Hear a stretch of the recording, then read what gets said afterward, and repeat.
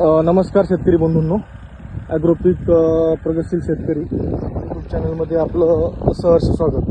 तर आपण यावर्षी हळदीच्या प्रत्येक स्टेजनुसार शेतकऱ्यांना मार्गदर्शनपर व्हिडिओ सुरू केलेले आहेत. यापूर्वी सांगितलं होतं, आता ही आपली वैयक्तिक हळद आहे.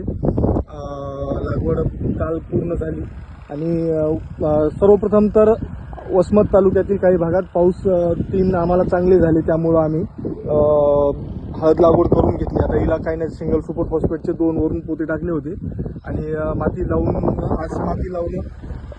पॉवर टिल्लरच्या सहाय्याने सुरू आहे.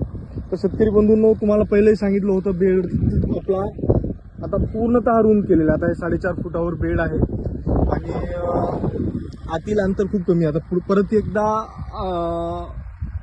आय थिंक ऑगस्ट सप्टेंबरमध्ये एकदा आपण परत माती लावून घेऊ. आता ही पहिली स्टेप झालेली आहे. समजा हळदीला आपण जवळपास बेडही योग्यरित्या पडलेला आहे आणि माफक असे जे काय आपले हे जे लागतात तेच खतं दिलेले आहेत.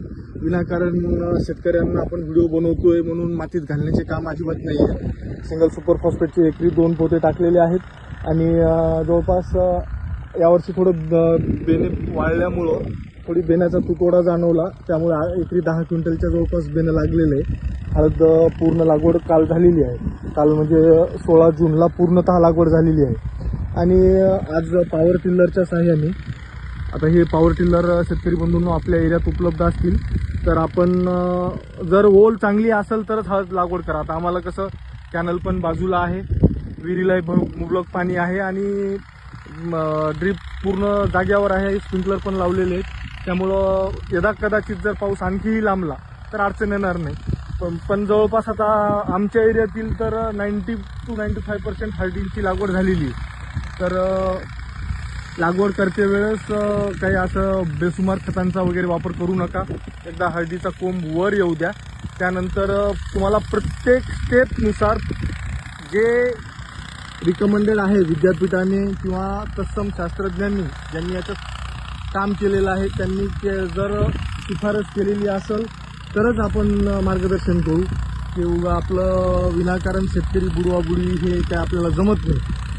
तर आता ज्या शेतकऱ्यांच्या लागवडी झालेल्या असतील तर शेतकरी बंधूंनो, पाऊसही नाही आणि शेतात आता जवळपास सर्व अवजारं चालतात. तर तुम्ही पॉवर टिल्लर भेटलं, पॉवर टिल्लरच्या सहाय्याने किंवा मग आतून कोळपं लावून 2 मजुरांच्या सहाय्याने, आता एक नवीन हे निघलेले आहेत आपले, त्याने पण वडून माती लावू शकता. पण माती आता एकदा चांगली लावून घेतली म्हणजे पुन्हा टेन्शन राहत नाही. आता यानंतर आपण हळद वर आल्यानंतर, आता उद्या ड्रीप टाकून देऊ. हळद वर आल्यानंतर मात्र मग बेसल डोस मोठा देणार आहोत खताचा.